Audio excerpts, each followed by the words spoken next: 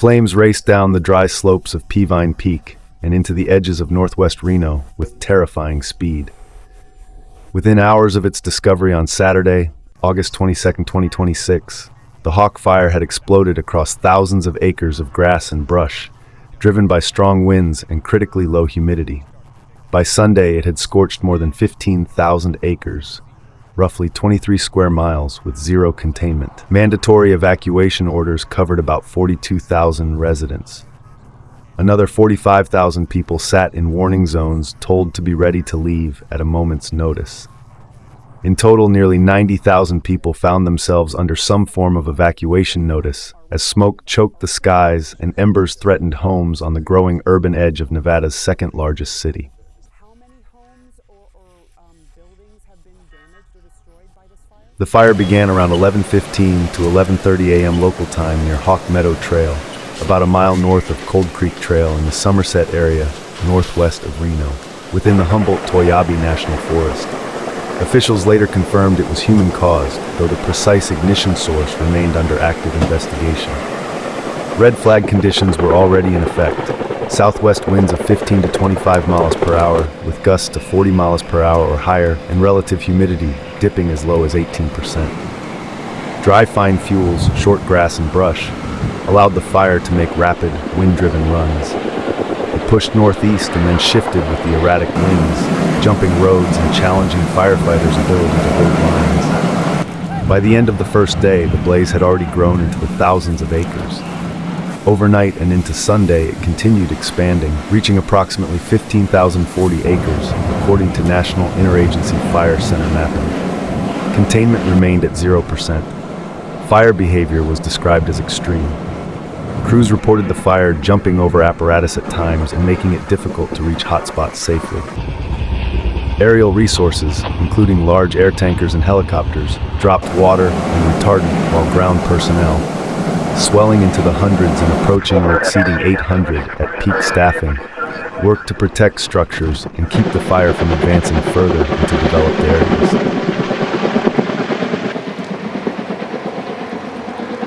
The human toll mounted quickly.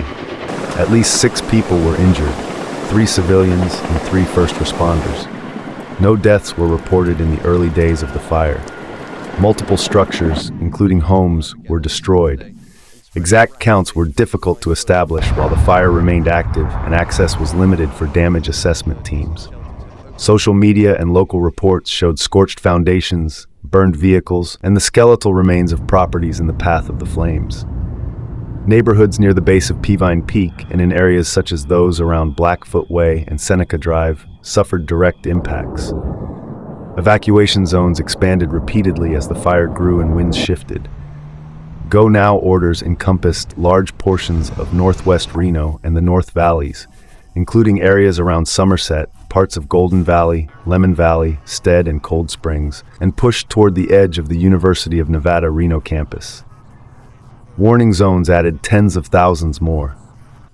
Washoe County Sheriff's Office and partner agencies used emergency alerts, social media, and traditional media to urge immediate compliance.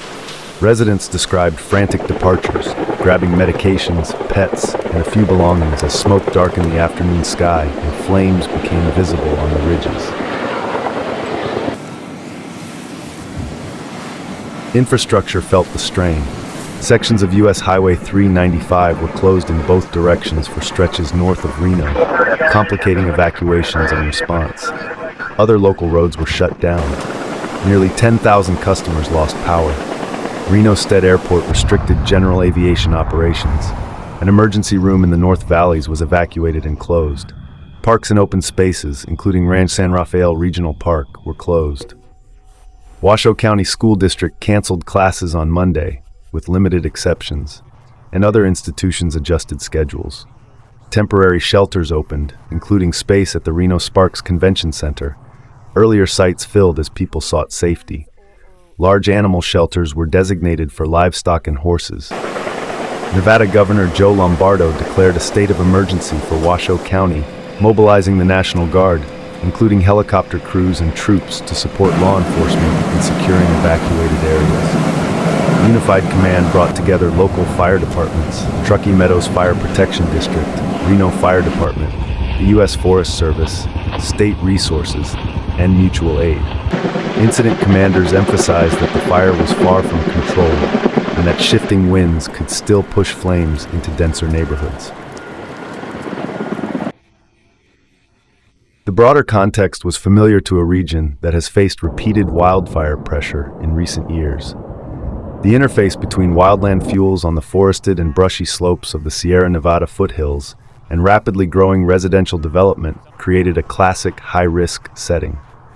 Dry summer conditions, seasonal winds, and the continuous fuel bed of cured grasses allowed a single ignition to become a major incident in hours.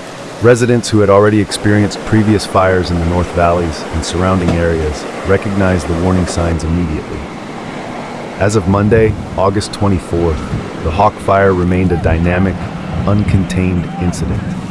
Firefighters focused on holding critical lines, extinguishing hotspots within the existing footprint, and preventing the fire from crossing major roadways into more densely populated zones. Weather forecasts were watched closely for any moderation in winds or increases in humidity that might aid containment efforts. Officials urged the public to monitor official channels for the latest evacuation maps, to avoid the fire area, and to heed all orders promptly. Information lines and dedicated social media accounts provided updates. Community meetings were scheduled so residents could hear directly from incident leaders. For those forced from their homes, the immediate concerns were shelter, the safety of pets and livestock, the status of their properties, and the uncertainty of when they might return. For the hundreds of firefighters and support personnel, the work continued around the clock under hazardous conditions.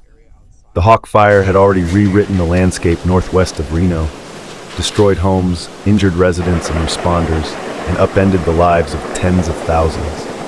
Its full impact on structures, infrastructure, air quality, and the community would become clearer only after the flames were finally brought under control and assessment teams could move safely through the burned areas. In the meantime, the message from authorities remained consistent and urgent. The fire was still active, still dangerous, and still capable of further growth. Those in evacuation zones were told to stay out. Those nearby were told to stay ready. And the men and women on the fire lines continued the difficult work of trying to stop a fast-moving, wind-driven blaze from claiming more of the communities clustered along the edge of the foothills. The wildfire began on Saturday.